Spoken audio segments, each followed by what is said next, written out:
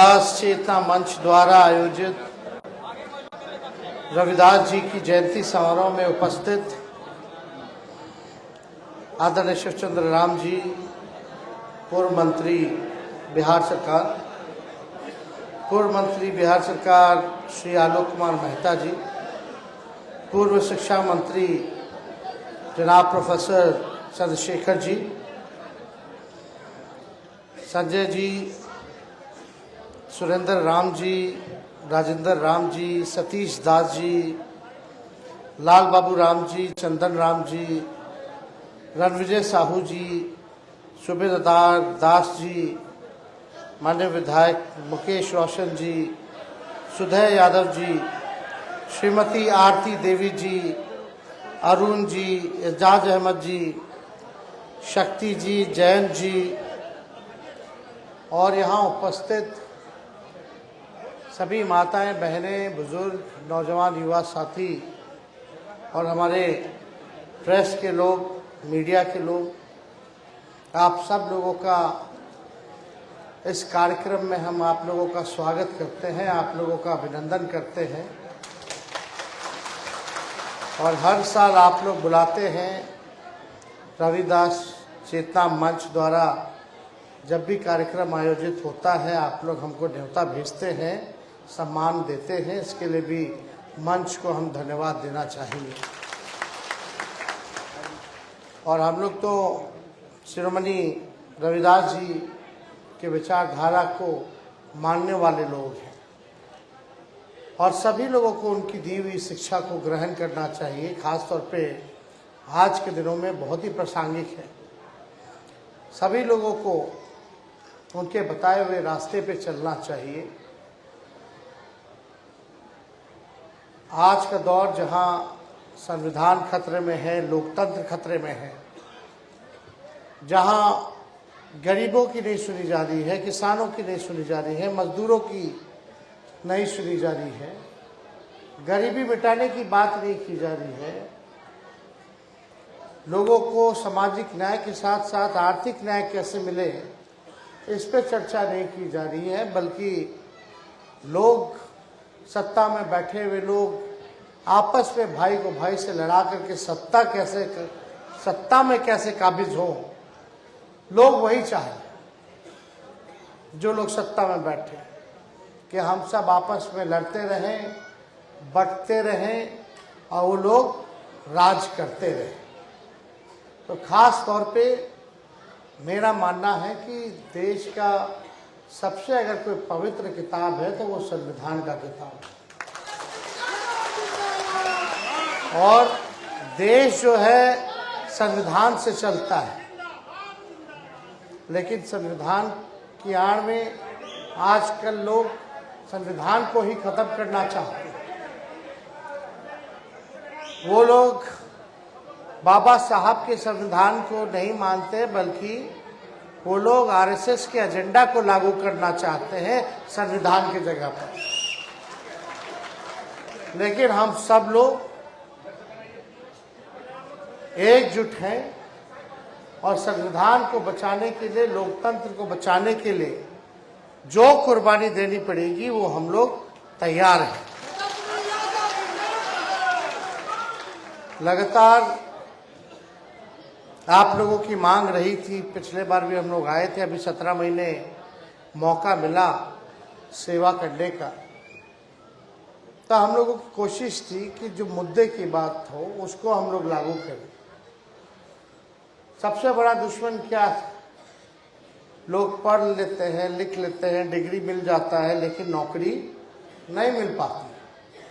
और समाज में अगर सबसे बड़ा दुश्मन है तो बेरोजगारी है। और परिवार में किसी एक व्यक्ति को भी अगर नौकरी मिलती है तो पूरा परिवार खुश रहता है, सुखी रहता है, किसी बात की चिंता नहीं रहती है।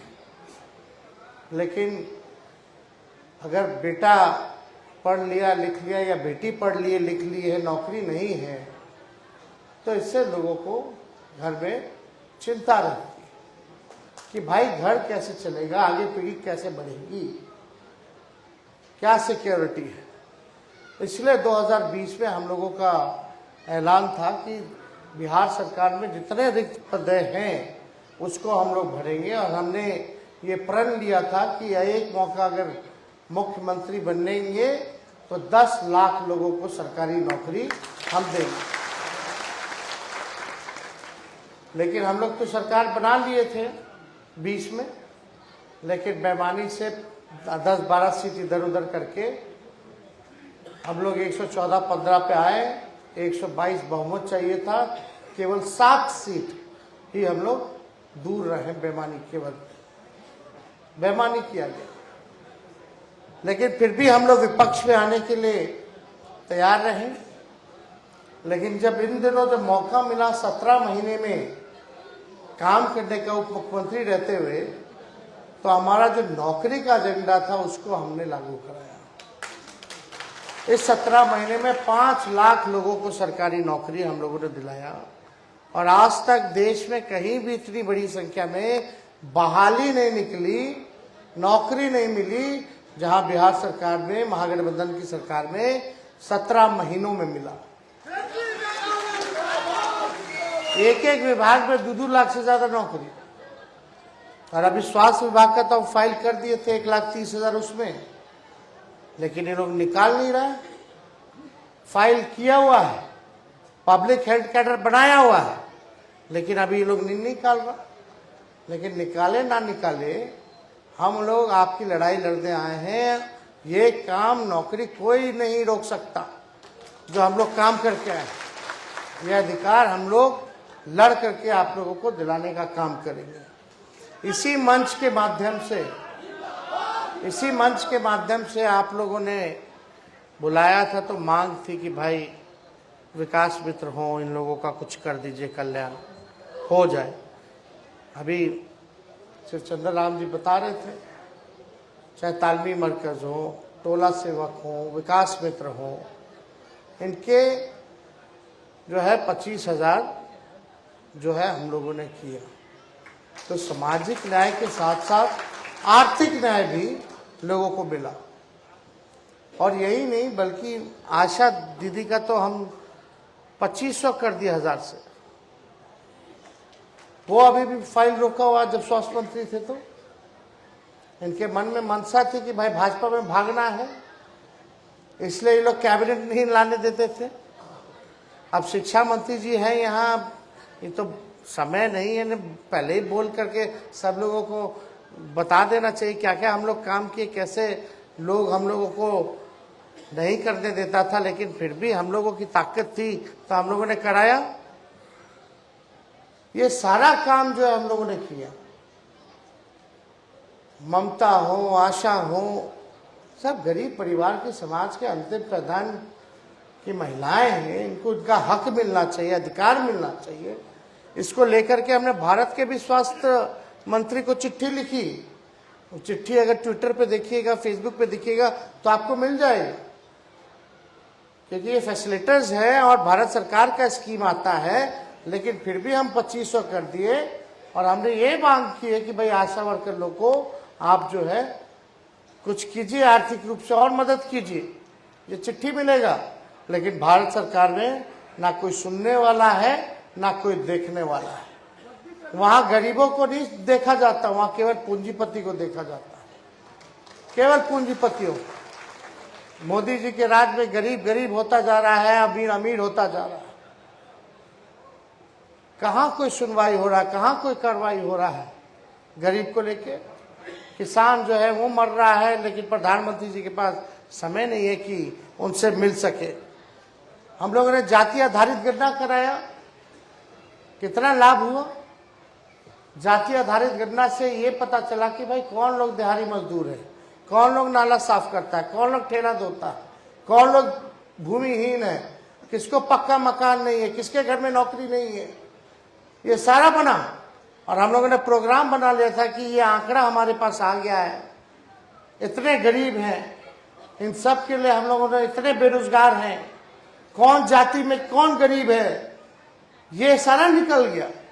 हम लोगों ने निर्णय लिया कि जिस परिवार में नौकरी नहीं है उसको, परिवार को 2 लाख रुपए हम लोग देंगे पूरे बिहार में। जिसको अपना जमीन नहीं है उसको 1 लाख रुपया देंगे ताकि अपना जमीन खरीद सके। घर बनाने के लिए अगर पैसा नहीं है तो 1,20,000 रुपया देंगे ताकि वो अपना मकान जो है कम से कम पक्का का बना ले। इस काम में हम लोग लगे हुए थे, लेकिन चाचा जी पलट गए। अब क्या पलटे नहीं पलटे, जहां रहे खुश रहे। हम लोग क्या बुजुर्ग हो गए, अब क्या हम कोसेंगे। अच्छा थोड़ी लगता है इस उम्र का आदमी बुजुर्ग आदमी को कोसेगा, अच्छा थोड़ी लगता है। हम क्या कोसेंगे, जनता अपना हिसाब किताब करेगी। ये तो आप ही लोगों को ना हिसाब किताब करना है। तो हमको तो उनके प्रति ज्यादा कुछ हमको कहना नहीं है, लेकिन हम लोगों ने आरक्षण की भी सीमा बढ़ाई, क्योंकि जब आंकड़ा सामने आया जाति आधारित गणना के बाद, तो उसमें आप लोगों का भी आंकड़ा जो है वो बढ़ा, दलितों का, महादलितों का भी बढ़ा, आदिवासियों का भी बढ़ा। तो उसी हिसाब से हम लोगों ने आरक्षण की सीमा को भी बढ़ाने का काम किया, और सब काम हम लोग कर रहे थे। लेकिन कोई बात नहीं, हम लोग सब लोग आपके साथ हैं और आपकी मांग को लेकर के हम लोग लड़ते रहेंगे। लेकिन आप सब लोगों को भी गोलबंद होने की जरूरत है, आप सब लोगों को भी एक रहने की जरूरत है। एक रहिएगा तभी लड़ाई जीतिएगा। और हम लोग चाहते हैं कि आप लोग मुख्य धारा में आए, आप लोग आगे बढ़े।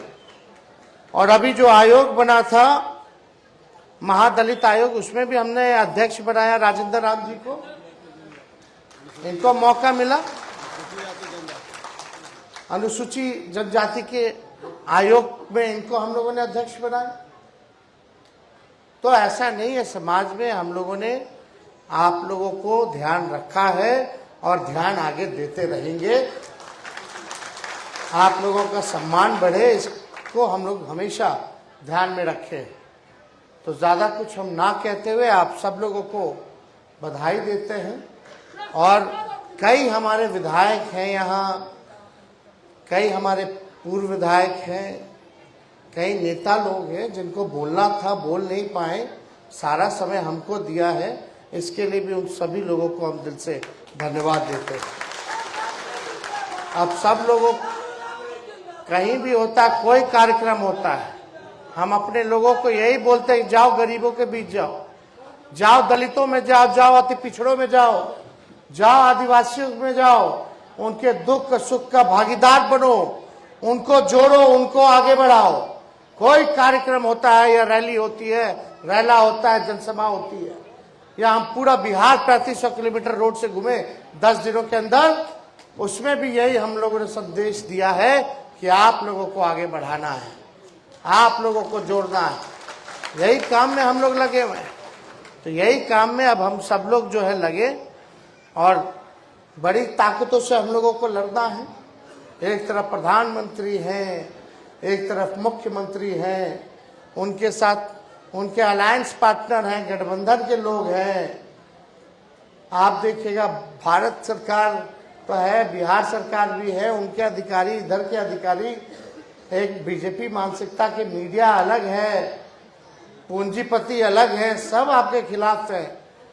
एक हम ही लोग हैं जो एक दूसरे का सहारा हैं। अगर हम लोग मजबूत रहेंगे तो इन सभी बड़ी से बड़ी ताकतों को हम लोग लड़ाई लड़ेंगे।